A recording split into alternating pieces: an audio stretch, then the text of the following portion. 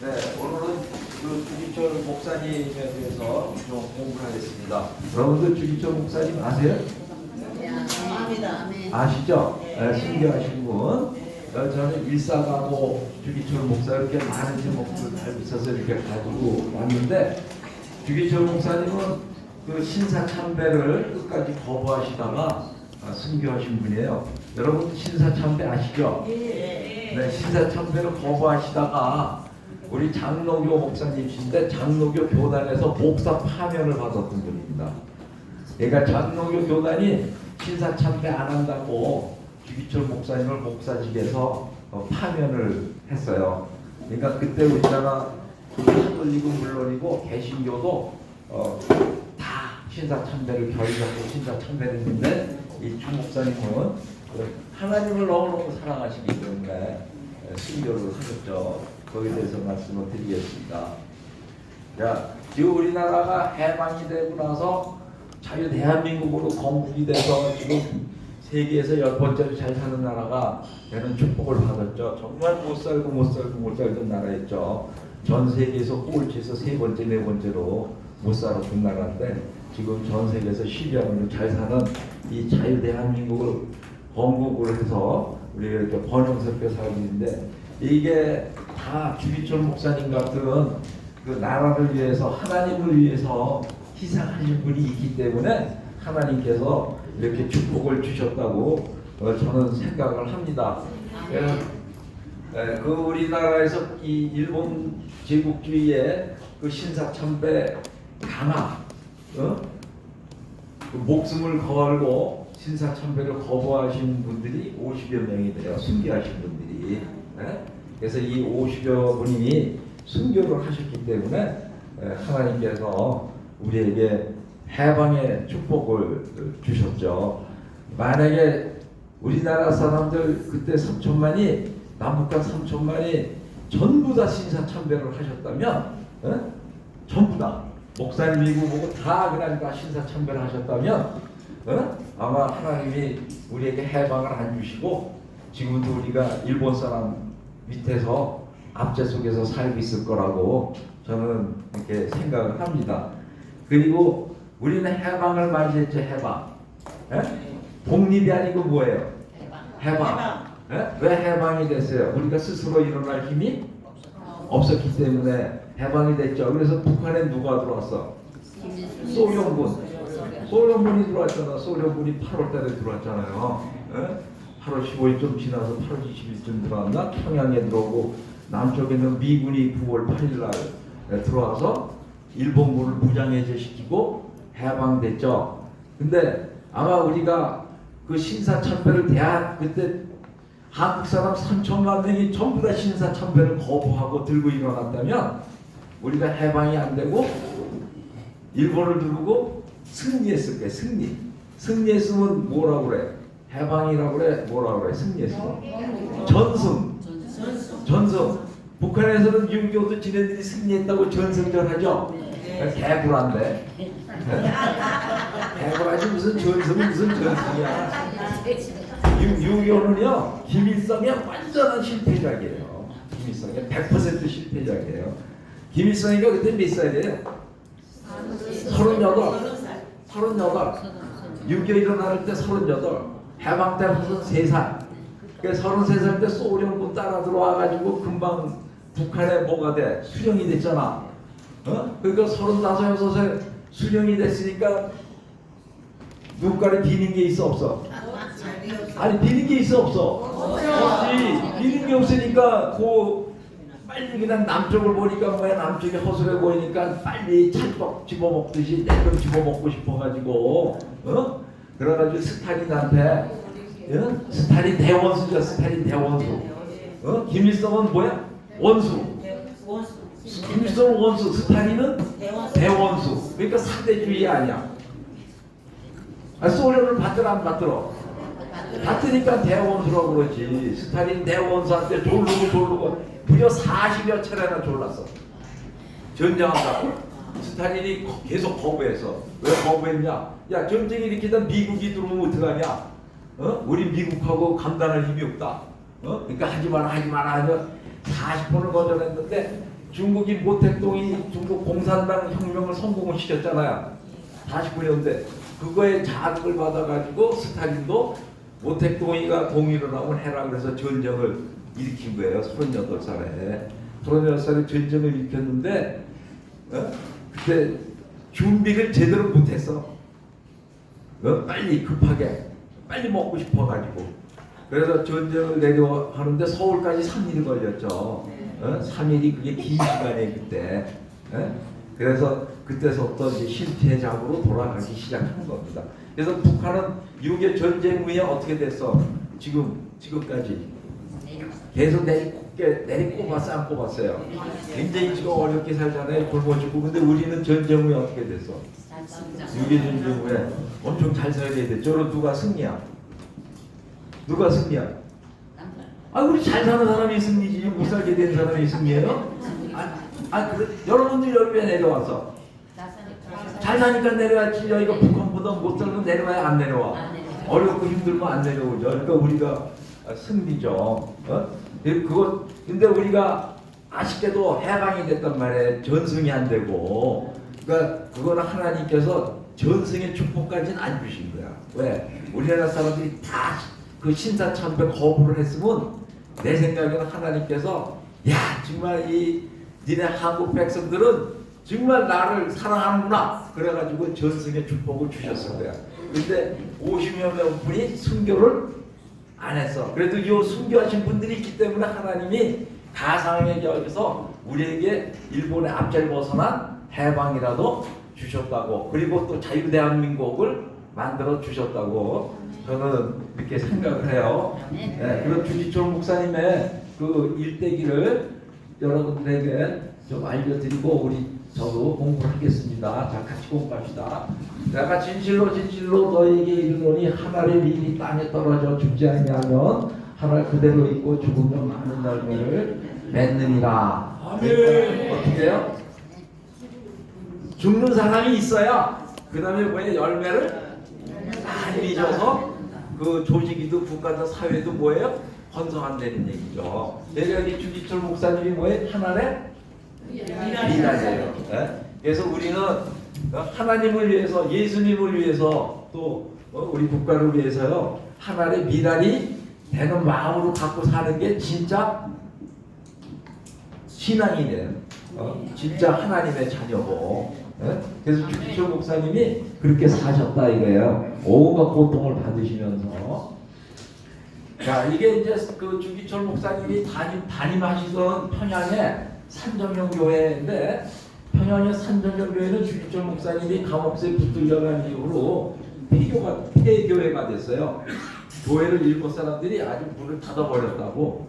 문을 닫아버렸는데 해방 이후에 아마 이 북한에 사신 분들이 내려와가지고 6.25 이후에 내려오셔서 이 산정형 교회를 아마 회복시켰나 봐요. 그래서 이게 지금 서초동에 있습니다. 이게 이제 산정형 교회 외정 때, 일제 치하 때 이 순교하신 분들의 기념비예요. 그러니까 한 교회에서 순교자가 이렇게 많이 나왔어요. 한 교회에서 엄청 많이 나왔죠. 네? 여기 이제 주지철 목사님 계시고, 여기 어떤 분이 계세요? 여기 조만식 장로. 조만식 장로에 대해서 아세요? 네? 조만식 장로님께서 신앙이 없으셨다면, 하나님에 대한 신앙이 없으셨다면 조만식 장로님이 북한 수상이야. 소련 분들이 들어와가지고 조만식 장로님을 북한의 통치자로 세우려고 그랬어요. 왜 그랬을까요? 그때 당시에 북한 사람들이 전체에서 제일 존경하는 분이 누구야? 조만식 장로. 그래서 조만식 장로를 수경으로 세워서 조만식 장로가 그걸 받아들이면 북한 사람들이 뭐해? 전부 다 조만식 장로가 통치자가 됐다고 다 그걸 받아들이고 말을 잘들 안 들어. 잘 들어. 그래서 조만식 장로님을 세우려고 했는데 조만식 장로님이 끝까지 거부했어요. 나는 공산주의를 뭐야? 싫어한다. 거부한다. 우리 조선민족은 공산주의 국가가 돼서는 안 된다. 자본주의 국가가 돼야 된다. 그리고 자유민주주의 국가가 돼야 된다. 그러고 끝까지 거부를 했어요. 끝까지 거부를 하는 바람에 누구한테 돌아간 거야? 김일성한테 돌아간 거야. 김일성이 보니까 나이가 어려. 그러니까 나이가 어린 김일성을 세워야 만만해 안 만만해? 만만해. 어? 그래서 김일성한테로 돌아간 거예요. 그래서 조만식 선생님은 끝까지 거부하니까 가두었다가 1950년 10월 북군이 평양을 점령하기 탈환하기 직전에 대동강에서 총살했어요. 그래서 순교하신 거에 안 한 거예요. 그래서 순교하신 거죠. 그래서 조만식 선생님이 그 북한에 계실 때 그 북한 그 공산당원들하고 소련 분들이 계속 압박을 하니까 이 남쪽에서 사람을 보냈어요. 이 이승만 쪽 뭐 김구 선생 이런 쪽에서 왜 보냈냐? 내려오시라고. 거기서 어떻게 공산당들한테 시달리며 사시냐고 내려오시라고 그랬는데 내려가지 않으셨어요. 왜 안 내려갔냐? 내가 어떻게 이 북한 동포들을 공산당 놈들한테 맡기고 나 혼자 살자고 도망가냐? 나는 여기 이 북한 동포들하고 같이 있겠다. 내가 죽어도 여기서 북한 동포들을 위해서 같이 있겠다. 그러시다가 총살당하신 거예요. 네. 이게 진짜예요, 진짜예요, 아니에요? 진짜, 진짜 또 하나님을 사랑하신 분이고 이 조만식 장로님의 제자가 주기철 목사님. 조만식 장로님은 오산학교 교장 하셨거든요. 오산학교 교장 하실 때 그 학생이 누구예요? 그러니까 그 선생님의 그 제자. 그래서 우리가 교육이라는 게 굉장히 어떤 거예요? 중요한 거예요. 네. 그러니까 우리 주기철 목사님의 양력입니다. 쫙 보세요. 그냥 빨리. 어디서 태어나셨어요? 경상남도 창원. 저 마산에 지금 거기서 태어나셨는데 학교는 어디로 갔어요? 초등학교 졸업하고 평안북도 정주에 있는 오산학교로 가셔가지고 이때 오산학교 이사장님은 난강 이승훈 선생님이에요. 유명하신 분이죠. 네? 이승훈 장로님. 그리고 교장 선생님은 조만식 장로님이셨고 그래서 오산학교 졸업하시고 지금 연세대학교 경영대학 연세대학교 경영학과 다니시다가 중퇴하고 3.1 만세운동에 참여를 하십니다. 그리고 1926년에 조선예수교 장로회 신학교를 졸업하시고 목사직을 맞으셨어요. 조선예수교 장로회 신학교가 이때 제일 유명한 신학교, 평양에 있는 지금 이 저 장로교 교단에서 저걸 뭐 평양 신학교라고 그러는데 그거는 좀 날조입니다. 지금 나중에 제가 시간 있으면 설명을 드릴게요. 조선예수교 장로회 신학교는 신사참배 거부를 해서 학교가 폐교됐어요. 학교가 없어졌어요. 일본 사람들이 없애버렸어요. 자, 그리고 거기 목사 안수 받으신 다음에 부산의 초량교회 마사 문창교회 담임하시다가 1936년에 조만식 장로님이 산정형교회 장로하셨는데 제자 주기철 목사를 담임 목사로 표명을 했어요. 그래서 산정형교회 담임 목사로 가십니다. 이때 담임 목사로 가셨는데 조만식 장로님이 주기철 목사가 제자야 아니에요? 제자야. 교장할 때 학생이었어. 교장할 때 학생이니까 새카만 제자야 아니야? 새카만 제자인데 조만식 장로님이 목사님이 부임하시는데 교회 바깥에 멀리 길까지 나가셔서 직접 마중을 하시고 먼저 인사를 드리고 목사님 오셨습니까? 그러니까 주기철 목사님 이 선생님이 이게 웬일이십니까? 제자니까 아닙니다. 이제부터는 우리 교회 담임 목사님입니다. 제가 목사님은 어떻게 받들어야 되겠습니다. 그래서 그때서부터 뭐예요? 반말을 안 하고 어떤 말을 해요? 존경. 네. 항상 이 회의라든가 식사할 때는 목사님을 가장 어디 앉혀? 상석에. 상석에. 그러니까 다른 분들이 어떻게 조만식 장로님은 그때 벌써 유명하신 분이야. 북한에서 최고 민족 지도자야. 그러니까 장로님이 먼저 저기 가운데 앉으셔야죠. 무슨 말씀? 목사님이 가운데 앉으셔야죠. 그래서 이 목사님은 어떻게 해요? 자기보다 어떻게 항상 윗사람으로서 하나님의 일을 하시는 종이니까 받으신 분이에요. 그 주기철 목사님은 이 교회를 예배를 시작하면 딱 9시 그러면 문을 잠궈버려. 늦게 오는 사람 못 들어오게. 들어오질 못해. 밖에 서 있어야 돼. 가든가. 근데 조만식 장로님이 조금 늦게 왔어. 못 들어오게 문을 잠궈버린 거야. 그래서 못 들어오셨어 예배를. 근데 조만식 선생님이 그 바깥에서 무릎을 꿇고 계속 예배를 드렸어요. 가시죠. 그러고 이제 다 예배 끝나고 나서 주기철 목사님이 문을 열어드리고 장로님 죄송합니다. 제 예배 규칙이 이렇기 때문에 어쩔 수 없어 문을 열어드리지 못했습니다. 했더니 조만식 장로님이 뭐라고 그랬어요? 목사님 무슨 말씀이십니까? 늦게 온 제가 죄인이고 제가 잘못한 거죠. 다음부터는 절대로 늦지 않겠습니다. 그러니까 조만식 장로님이 겸손해 안 겸손해? 겸손해 안 겸손해? 겸손하죠. 우리나라 지금 정치 지도자들하고 비슷 어때요? 상대가 돼 안 돼? 상대가 안 되죠. 그래서 이 조만식 장로님은 북한에서 그래서 순교를 하신 겁니다. 공산당들한테 총살을 당하시고. 자, 그래서 조만식 장로님의 초빙으로 산정영교회 담임 목사를 하셨다가 2년 후에 신사참배법으로 투옥이 돼가지고 1944년에 감옥소 생활 5년 하시다가 고문에 못 이겨가지고 순교를 당하십니다. 평양 감옥소에서. 그럼 이제 차근차근 하나씩 하죠. 이게 이제 주기철 목사님이시고 요 밑에 분이 오정은 사모님이세요. 오정은 사모님. 이 사모님이 뭐 지금은 말도 못한 눈물 어린 정성으로 목사님을 받들으셨죠. 자, 오산학교 다니셨다고 그랬죠? 네? 그때 당시 오산학교 설립자가 누구예요? 남강 이승훈 장로님.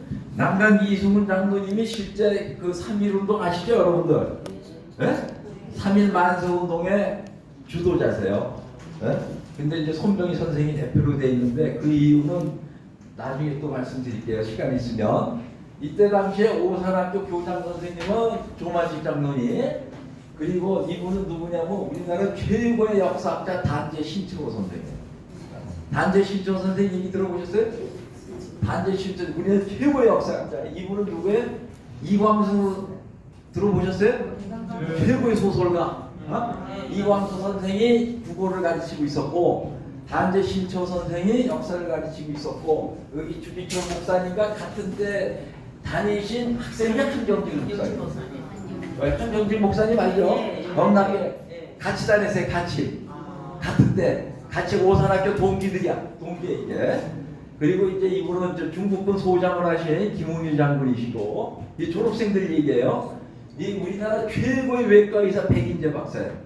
이 백인재 박사가 우리나라 외과 의사로서 최초로 마취제를 사용해서 수술을 했어. 이전에는 마취제가 없었어. 그러니까 생으로 쬐어. 그러니까 아파 안 아파? 아파. 근데 백인재 박사가 마취제를 사용해서 수술하니까 몰려가 안 몰려가?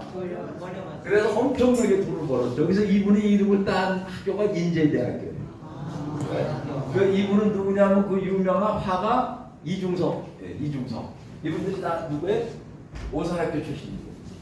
그리고 이분들은 그 유명한 우리나라의 대석학 대지도자들이고 이광수 선생 그리고 단재 신철호 선생들 그리고 소설가 연탄석 선생 시인 김옥순 우리나라에서 그때 오산학교가 최고의 선생님이었어요. 그때 성경은 누가 가르쳤냐? 남강 이승훈 선생하고 조만식 선생이 직접 가르쳤어요. 성경은. 그래서 이 주기철 목사님하고 황경진 목사님하고 누구한테 성경을 배웠어요? 조만식 선생하고 남강 이승훈 선생님한테 배운 거예요. 저분이 민족 최고의 애국자들이세요. 그래서 신앙식뿐만 아니라 모두 같이 배운 거예요. 애국심도 같이 배운 거예요. 그래서 이 유명한 두 목사님이 이 두 분들 밑에서 배워서 나오게 된 거죠. 그러니까 오산학교가 서울대학교보다 더 좋은 학교야. 서울대학교 목사님 나와서 조국이 같은 사람이나 나왔지. 그렇죠? 이 난강 이승훈 선생하고 조만직 선생이 어떤 분이시냐면요. 이 평안북도 정주는 추워 더워. 겨울에 추워 더 따뜻해. 예? 정주가 따뜻해 겨울에? 평북 정주가? 예? 평북 정주가 따뜻해? 춥지. 영하 35도 40도 되지 겨울에. 그때 당시에 춥다고 평안북도 정주가 바로 친이 좀 미친데. 예? 그 영하 35도 40도 된다고 겨울에 그때 당시에. 그러면 영하 35도 40도에 비온소 가서 똥을 싸면 똥이 어떻게 돼? 얼안 얼어. 여러분들은 북한에 살았으니까 똥이 오는 거 다 경험했을 거야. 오줌도 얼안 얼어. 내가 강원도 양구에서 군대 생활했는데 영하 30도였거든. 오줌을 누우면 오줌이 이게 얼어서 떨어지는 게 보여. 그리고 똥을 넣으면 똥이 그대로 얼어서 이렇게 산을 져. 산 이렇게. 백화점 보자. 산을 져. 그래가지고 그 똥을 쳐내지 않으면, 잘라내지 않으면 똥을 굴 수가 없어. 얼음 끝이 똥구멍을 찔러가지고. 그래서 우리가 곡괭이 들고 삽 들고 가서 그 군대 생활할 때 똥얼음이지, 똥얼음 쳤거든. 얼마나 딱딱한지 몰라. 곡기를 치고 뭐 곡기를 치고 그러면 그 똥얼음이 입으로 막 들어와. 이러고 했는데. 근데 학생들이 아침에 가서 똥오줌을 누면 그게 맨날 그냥 깨끗하게 돼 있어. 다 똥오줌이 없고, 소변기도 다 그 얼음을 누가 까놓고. 그래서 이게 누가 했더니 어느 날 새벽에 어떤 애가 학교를 갔는데 일찍 갔는데 이 두 분이 그걸 해.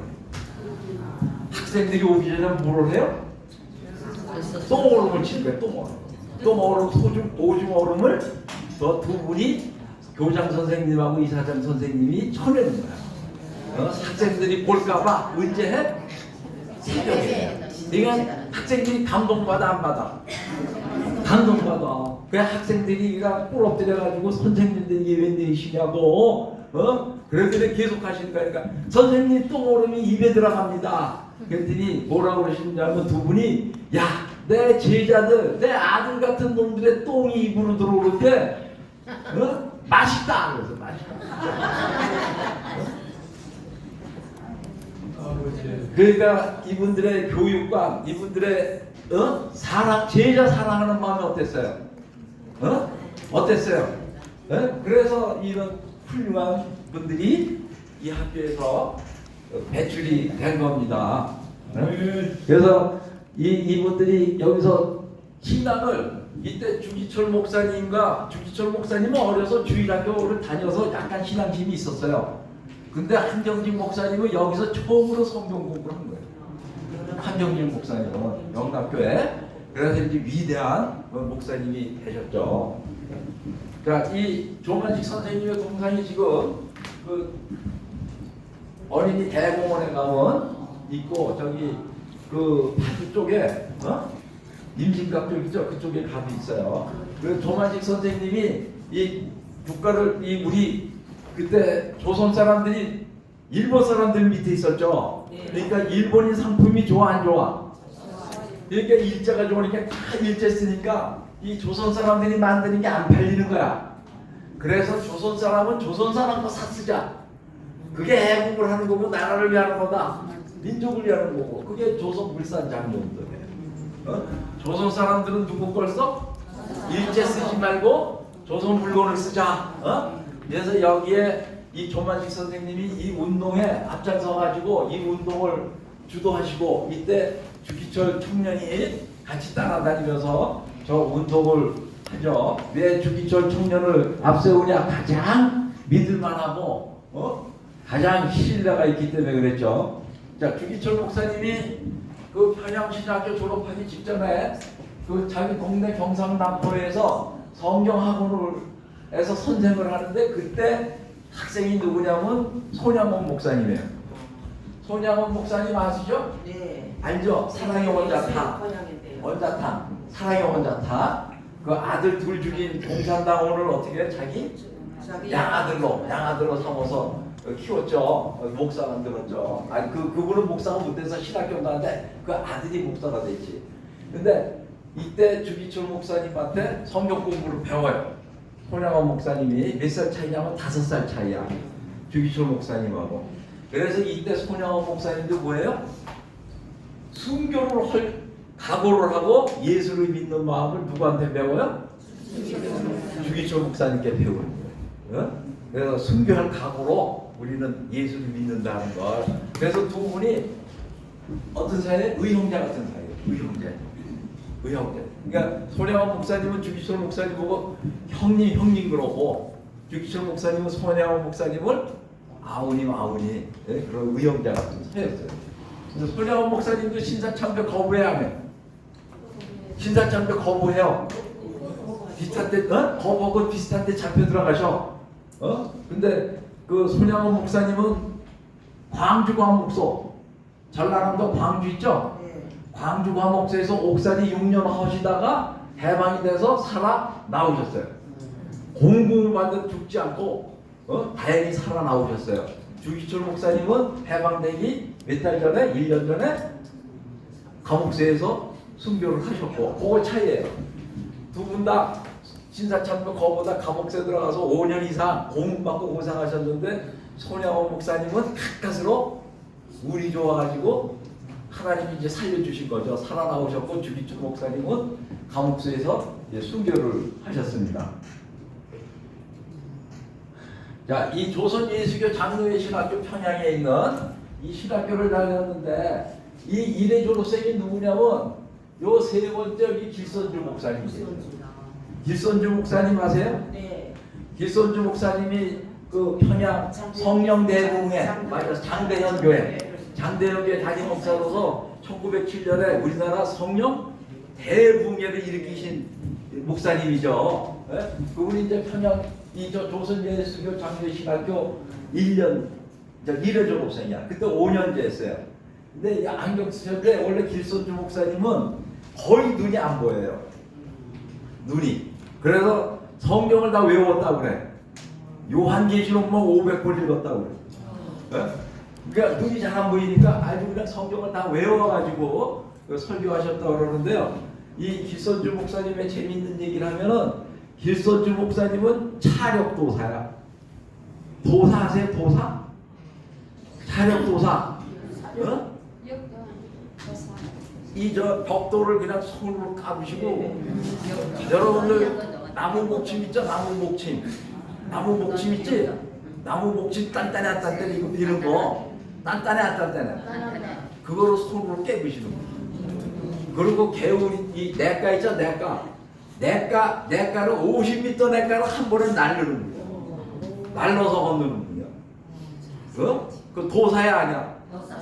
그래서 그걸 배우려고 젊은이들이 길선주 목사님을 막 줄줄줄 쫓아다녔어. 그게 목사 되기 전에 그 도교라고 있어. 도교에서 그 중국이 삼국지라는 관우를 숭상하는 파가 있어. 그 파에서 이 돌을 닦았어. 돌을 닦았는데 아니 강을 그냥 날르고 말이야. 이 목침을 주먹으로 해가지고 파괴시키고 나무를 휘쩍 띄워놓고 뭐 이러는 재주를 가졌는데도 심령적으로 뭐가 오는 게 하나도 없어.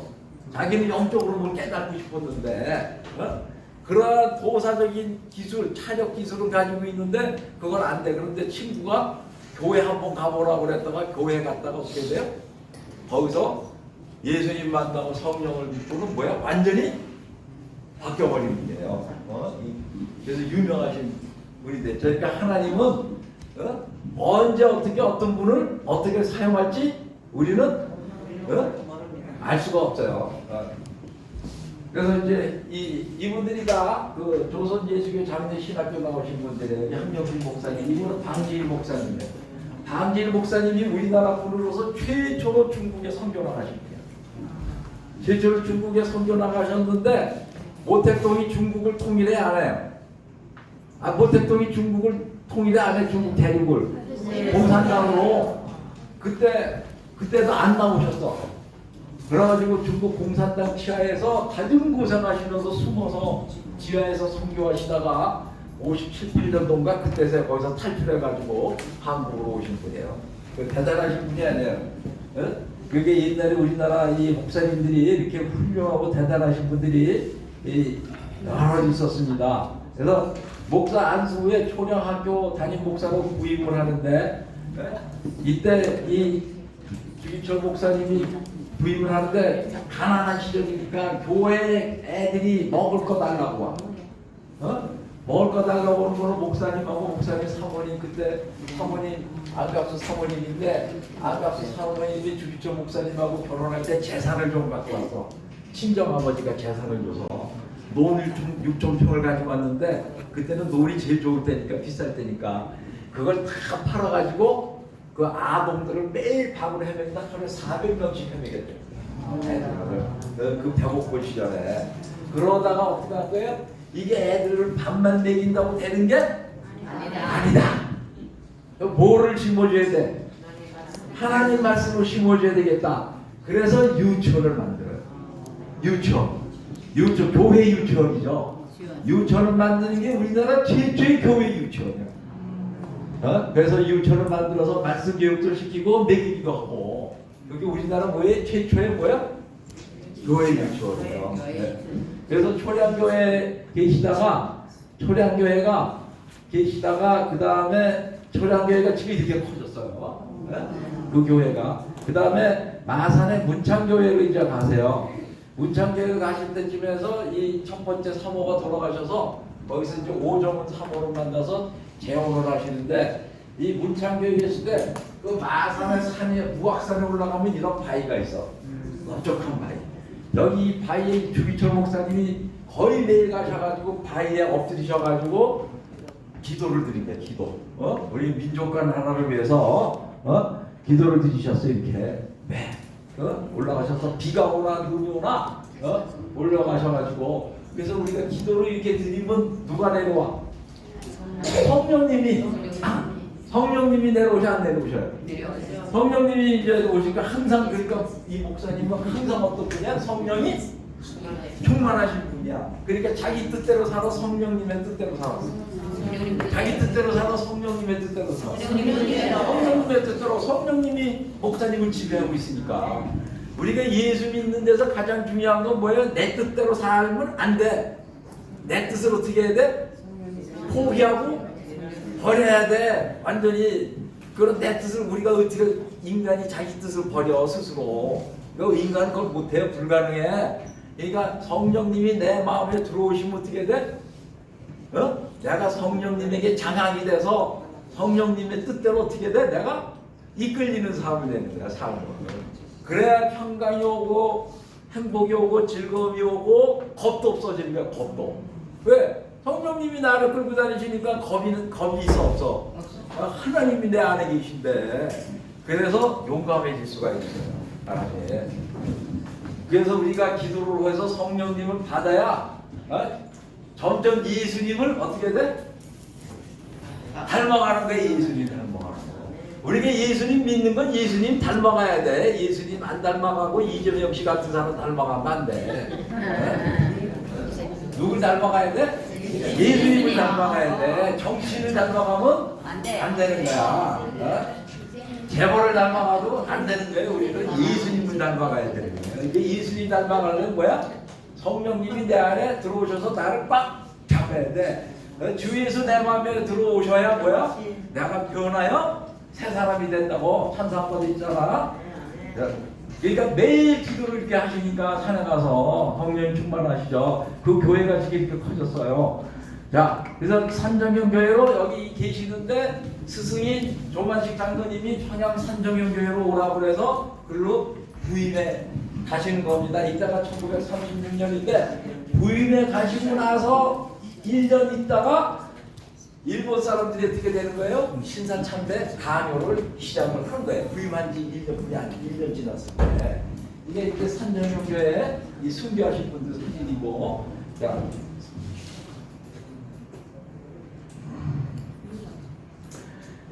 그때 1930 6년 전서부터 시작된 신사참배 강요가 1937년도 돼가지고는 아주 강압적으로 나오기 시작했는데 이 카톨릭은 스스로 신사참배를 했어요.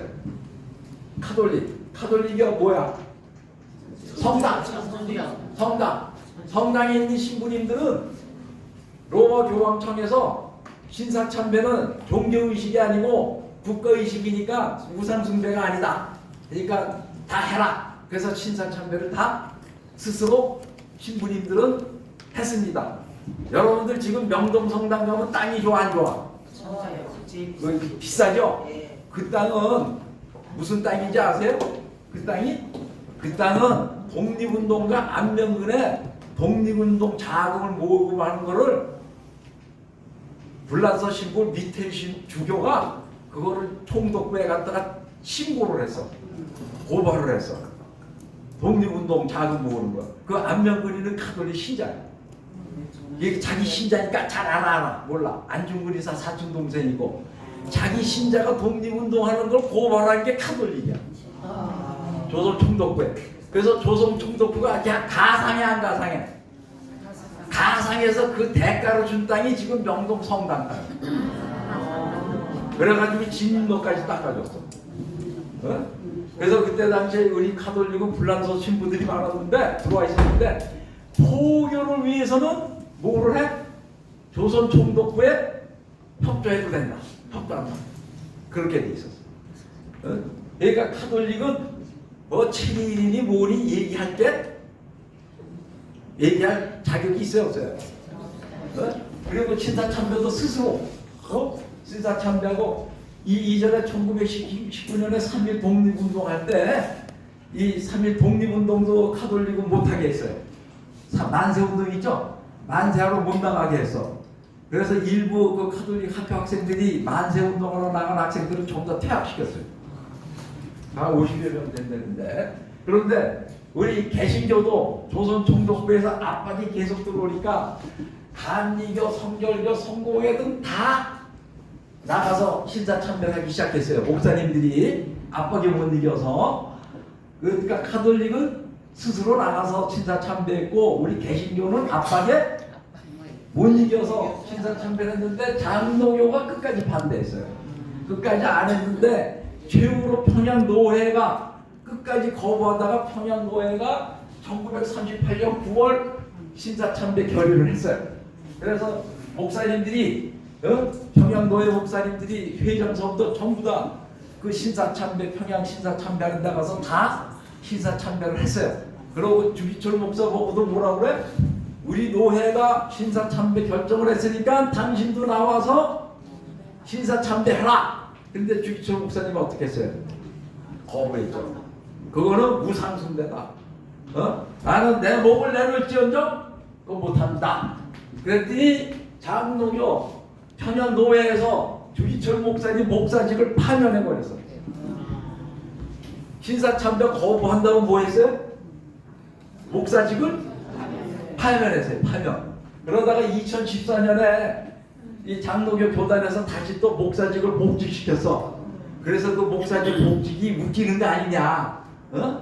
그러니까 주기철 목사님은 목사직 파면 당한 게 영광이 아니야. 영광이 아니에요. 그게 영광이야. 그럼 그걸 다시 복직시켜야 돼, 안 시켜야 돼? 지금에 와서 복직시키는 게 무슨 의미가 있어요? 아니 의미가 있어요, 없어요? 하여튼 장로교 교단이 그랬어요. 자, 그때 2,000여 명이 투입되고 200개 개신교 교회가 폐쇄되고 50여 명이 순교됐어요. 그래서 하나님이 우리가 50명이 순교하고 200개 개신교회가 폐쇄당하면서까지 신사참배 거부를 했기 때문에 해방이라는 축복을 주시고 이 자유대한민국의 건국이라는 축복을 주신 거예요. 이런 분들이 하나도 없었다. 우리 전 목사님이 다 신사참배하고 전 3천만이 다 신사참배했다면 어떻게 됐겠어요? 우리가 해방이 됐겠어요? 해방시켜줬겠어요? 그렇게 됐으면 아마 하나님이 해방 안 시켜줬을 거야. 그러면 지금 나는 낙가보나 상이 돼 있고.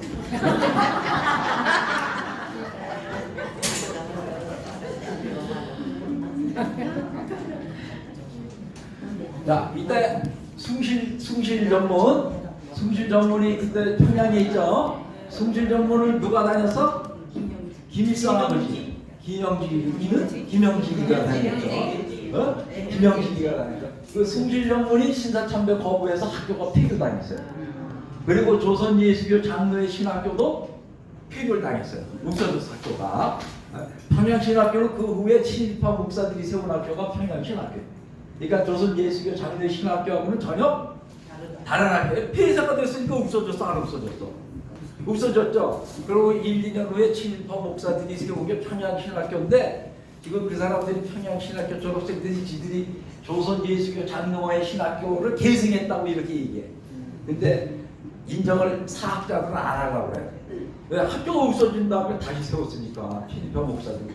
이 평양 조선 예수교 장로의 신학교는 일본 사람들이 어떻게 한 거야? 없애버렸어 학교가. 그러니까 없어졌어 안 없어졌어? 없어졌는데 친일파 목사들이 그 후에 1, 2년 후에 다시 평양 신학교 세웠으면 다른 학교야 같은 학교야? 다른 학교죠. 정신도 다르고. 어쨌든 그래가지고 이 조선 예수교 장로 신학교는 폐교당해서 없어지고 숭실정부는 폐교했다가 지금 저기 한국에 와 있죠. 숭실대학교. 그게 됐고 교회가 200여 개가 폐교되고 2,000명 잡혀가고 50명이 순교를 당하면서 이 고난을 당했습니다. 그래서 이 고난은 다가오는 뭐예요? 영광의 전초죠, 전초. 우리가 고난과 고통이 없으면 영광이 없어요. 그래서 이 고난을 당하신 분들이 있기 때문에 그 다음에 우리가 해방이라는 지금 뭐 기뻐해야 될지 안 기뻐해야 될지 모르지만 해방이라는 걸 맞이했고 그 다음에 우리가 건국의 축복을 누린 거죠. 해방은 기쁨은 기쁨인데 불완전한 기쁨이에요. 불완전한 기쁨. 맞아. 어떤 기쁨이 돼야 돼? 전승의 기쁨이 돼야 돼.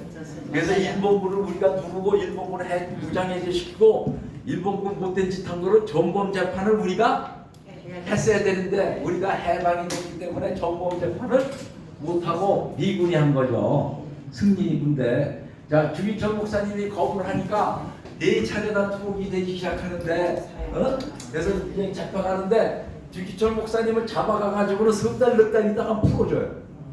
고문을 하다가 풀어주면 가정으로 돌아와 안 돌아와? 그거로 4차례 이상을 해요. 왜 그렇게 했을까요? 가장 인간이 약한 게 누구에게 약해? 자녀. 애들한테 약해 안 약해? 아들딸한테. 가족한테 약하죠. 그러니까 넉 달, 5달 고문받다가 집에 오면 애들 있잖아 애들. 애들이 거의 굶어 죽어가고 있단 말이야. 왜? 주기철 목사 집에는 식량 공급을 끊어버리니까 거기 식량을 갖다 주면 일본 경찰에 붙들려 가가지고 엄청나게 두들겨 맞으니까 갖다 줄 수가 있어 없어. 그러니까 밤에 몰래 누가 갖다 주는 거 겨우 먹으니까 어떤데 굶어 안 굶어. 그러니까 집에 가보니까 애들이 아버지 왔다고 아버지 배고파 아버지 보고 싶어서 하고 막 눈물 흘리니까 마음이 약해져 안 약해져? 약해져 안 약해져? 그래서 순교하기가 어려워. 일본 경찰이 그걸 이용한 거야. 그래서 또 넉 달 정도 잡아갔다가 집에 와서 또 한 며칠 있으면 가고 싶어 안 가고 싶어? 감옥서 가고 싶어 안 가고 싶어? 감옥서 정말 지옥같이 그러면 또 며칠 있다가 또 감옥서 잡아갔다 또 몇 달 풀어주고 그거를 4차례 이상씩이나 반복을 한 거야. 그때마다 주기철 목사님의 가슴이 어떻게 했어요? 가슴이 찢어져 안 찢어져? 찢어지죠. 그 고통을 주는 거예요. 일본 놈들이. 고문만 고통이 아니고 그것도 고통이 아니에요. 그 고통에. 근데 한 번은 한 2달 만에 일찍 풀어줬어. 그랬더니 오정은 사모가 왜 당신 일찍 왔냐고 야단쳤어. 빨리 당신 감옥소로 가라고. 나는 애들은 내가 책임질 테니까 가라고. 그랬다 또 다시 마지막으로 풀려나왔을 때는 5번째, 하여튼 4번째 풀려나왔을 때는 이 일본 놈들이 아주 식량을 줘가지고 밥상을 잘 차리게 했어요. 생선도 넣고 밥상을 잘 차리고 이제 흰밥에다가 미역국에다가 생선에다 이렇게 드시는데 목사님이 4번째 나온 거 아니에요. 그냥 눈물을 뚝뚝뚝뚝 흘리는 거야. 애들은 맛있다고 잘 먹어 안 먹어? 아버지 가지마 가라 그래. 아버지 감옥서 가지 말라 그래. 가지 말고 우리 같이 살아 그럴 거 아니야. 근데 목사님 눈물 뚝뚝 흘리는데 어머니가 옆에 방에 있어요. 그래서 어머니 방에 가가지고 어머니를 붙잡고 우셨다고요. 뭐라고 우셨냐? 목사님이 어머니 저도 인간입니다. 정말 가기 싫습니다. 정말 감옥서 가니까 지옥 가는 것보다 더 힘듭니다. 제 마음이 이렇게 약해질까요? 어머니 정말 가기 싫어요 하면서 어머니 보고 붙들고 기도하고 우는데 어머니가 어떻겠어요? 여러분 여자분들 아니야? 아들이 그럼 어떻겠어? 가슴이 찢어져 안 찢어져? 그냥 속만 상해. 가슴이 갈리갈리 찢어지지. 그래가지고 두 모자가 붙들고 그냥 우는데 그때 일본 경찰이 들어와가지고 뛰어가지고는 수갑 쳐가지고 간 게 마지막으로 잡혀요. 그래가지고 이제 44년도에 승계하신 거예요. 그러니까 여러분들 주기철 목사님이 겁이 하나도 안 나고 마음이 그냥 발톱같이 당당해가지고 간 게 아니고 뭐예요? 연약한 마음으로 간 거라고요. 연약한 마음. 우리하고 똑같이 뭐예요? 우리하고 똑같이 겁에 질리고 공포에 질리고 무서움에 질린 상태에서 뭐예요? 붙들려 간 거예요. 그러니까 누가 끌고 가신 거야? 누가? 하나님이 끌고 가셨지. 하나님이 영광을 주시려고. 자, 그래서 이제 교회 이제 그러면서 이제 붙들려 가면서 교회를 마지막 들리시는 거예요. 네? 마지막 교회를 들리시는데 이 일본 경찰들이 왜 교회에 데리고 왔냐? 니네들 다 신사참배하고, 니네들 다 신사참배하면 이 주목사를 지금 이 자리에서 풀어주겠다. 근데 니들이 신사참배하면 못 있죠, 못밭을 걷게 하겠다 이거. 못밭을 맨발로 걸으면 어떻게 돼? 진짜로 못밭을 걸어요. 그랬더니 주목사님이 뭐예요? 나 주기철을 생각하지 마시고 여러분 십자가를 생각하시라고 하고 붙들려 가세요. 그래서 여기 산정윤교회가 어떻게 돼?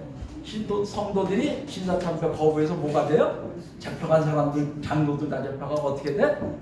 폐교다. 폐교해. 그래서 주기철 목사님 붙들려 가서 못밭을 걸으신 거예요. 자, 그래서 온갖 고문을 이제 다 받으시는 겁니다. 가서. 근데 가기 전에 마지막 기도, 마지막 5가지 기도. 목숨을 아끼다 주님을 용되지 않게 해야 된다 이거야. 그리고 사망권세와 낙을 이기게, 사망권세를 이기게 해달라고. 그래서 이제 5개 기도에 잡혀가시면서 마지막 교회에서 5개 기도를 하셔서 죽음의 권세로부터 이기게 해주세요. 장시간의 고문고난을 이기게 해주세요. 내 어머니와 처제를 주님께 맡겨옵니다. 의에 살고 의에 죽게 해주소서. 내 영혼을 주님께 부탁합니다. 자, 주기철 목사님은 자기 아들 딸보다 누구를 더 사랑했어요? 하나님과 예수님을. 네? 그래서 이게 순교가 그래서 자녀들 때문에 실제로 어려운 거예요. 가족들 때문에. 그래서 이제 이렇게 교회에서 이제 잡혀갑니다. 기도를 하시고. 자, 그래서 이제 고문을 받기 시작하는데 온갖 고문을 다 받는 게 목기도 없고 그냥 거꾸로 매달려서 고춧가루를 먹이고 그냥 두들겨 패고 매일 두들겨 패고 그러는 게 매일 이렇게 이 닭장 같은 데다가도 패서 넣고 그냥 수시로 그냥 갖다 그러는 거예요. 그런데 주기철 목사님 매일 고문을 받는데 어떤 날 2, 3일을 그냥 잠도 못 자고 고문을 받았어요. 잠도 못 자고 고문을 받고 깜방에 그냥 일본 경찰이 쳐넣었어. 그래서 깜방에서 그냥 2, 3일간 잠도 못 자고 고문을 받아가지고 온몸이 다 죽을 지경이 나가지고 오락가락 하는데 예수님이 나타나. 예수님이 나타나서 주기철 너마저 나를 버리겠느냐. 예수님이 깜방에 나타나십니다. 그래서 이제 이렇게 비몽사몽간에 듣는데 주기철하고 찾는 소리가 들리는 거야. 그래서 이게 환청이고 환상인 줄 알았어. 그래가지고 어디서 들리는 소리는 저보니까 예수님이 깜방문 앞에서 계시고 주기철 너마저 나를 버리겠느냐. 이게 왜 이런 예수님이 말씀하셨을까요? 이때 목사님들이 거의 다 신사참배에서 안 했어. 목사님들이 다 버렸어 안 버렸어? 예수님 진사참배는 예수님 버린 거야 안 버린 거야? 아니 교단이 다 버렸잖아. 다른 어? 그러니까 주기철 목사님 주님 아닙니다. 어? 저를 위해서 십자가에서 피를 흘리고 물을 쏟으시는 고통을 당했는데 제가 어떻게 주님을 모른다고 할 수 있습니까? 어? 그랬더니 예수님께서 뭐라고 그러셨냐? 어? 이 주기철 목사님이 이렇게 그러면서 뭐라고 그랬냐? 내가 주님의 십자가를 지는 게 아니고 주님의 십자가가 나를 지고 가는 거야. 주님의 십자가가 뭐야? 나를 지고 가는 거야. 주님의 십자가가 내가 주님의 십자가를 지는 게 아니라 뭐예요? 내가 주님의 십자가를 지는 게 아니라 주님의 십자가가 나를 지고 가네. 그래서 이 얘기는 어떻게 나와있냐? 오정은 사모님이 면회를 오셨는데 면회에서 내가 예수님을 만났다. 그래가지고 예수님과 이런 대화를 했다 그래가지고 그게 기록에 남아 있는 거예요. 자, 그래서 1900 이러다가 이렇게 고문 받으시다가 해방되기 1년 반 전에 1944년 4월에 고문으로 주기철 목사님이 이제 순교를 하셨어요. 이때 감옥소에 안희숙 씨가 같이 있었어요. 그 감옥소에, 평양 감옥소에 안희숙 씨가 죽으면 죽으리라 하고 그 책을 쓰신 분이에요. 그분 살아나오셨어. 신사참배 거부하시다. 아주 젊고 이쁜 여자예요. 젊고 이쁜 처녀가 학교 음악 선생이었는데 신사참배 거부한 거야. 학교에 이제 아까 보면 매일 아침에 조회하면서 신사참배를 해요. 그러면 신사를 향해서 이제 절을 하잖아. 그럼 학생, 선생, 교장 다 절하는데 이 젊은 여교사가 빳빳이 서 있는 거야. 빳빳이 서 있어. 다 이거 머리 숙이는 빳빳이 서 있으니까 다 드러나 안 드러나? 드러나니까 교장이 불러다 왜 안 하냐? 나는 못한다. 나는 예수님 믿기 때문에 못한다. 그래서 이제 학교에서 헌병들을 연락해서 잡아가서 감옥에 들어가서 하다가 이분은 살아나오셨어요. 이분에 대한 얘기가 유명해요. 죽으면 죽으라. 근데 이분이 증언하는 게 주기철 목사님 고문하다가도 안 죽으니까 독약 주사 나서 죽였다. 이렇게 지금 그분이 이제 간증을 하셨어요. 자, 그 주기철 목사님이 이제 이렇게 순교하셨는데 장례식도 일본 경찰이 방해했는데도 불구하고 많은 성도들이 모여가지고 크게 장례식을 치렀어요. 자, 이건 이제 서초구의 그 이름단 산정형제가 큰 의미가 없고 주기철 목사님의 후손들,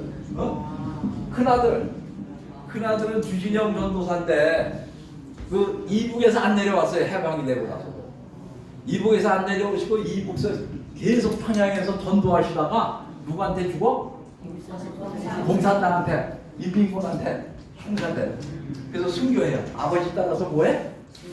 순교하세요. 순교하시고 그리고 지금 손자는 친손자 친손자 중에 한 분이 유한 장로교회 담임 목사이신 주승종 목사입니다.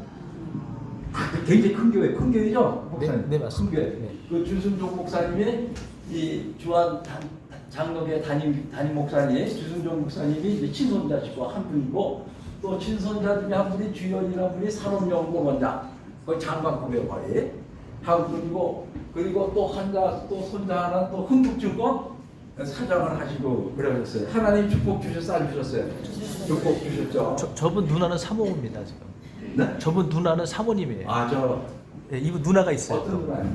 그 주승중 주승종 누나 목사님. 네. 누님이 있는데. 아니 이분들이 그 CBS 방송에 가족들이 다 나오셔가지고 간증을 하신 적이 있어요. 가족들이 얼마나 고난을 당했는지. 주기철 목사님 신사참배 거부로 감옥서 가 계실 때 그 목사님만 감옥에서 고문한 게 아니야. 그 가족들도 그냥 달달달달달달 볶고 거기 누가 그 집에 고구마라도 하나 갖다 주면 붙들려가지고 그냥 엄청나게 얻어맞고 가족 고난을 다 당하시면서 순교를 하신 거죠. 그러니까 우리가 순교하면 그 순교 당하는 분만 당하는 게 아니라 누구도 당해? 가족도 같이 당해. 그래서 내가 우리 집사람한테 주기철 목사님 얘기하니까 뭐라는 나보고 당신은 순교하지 말고.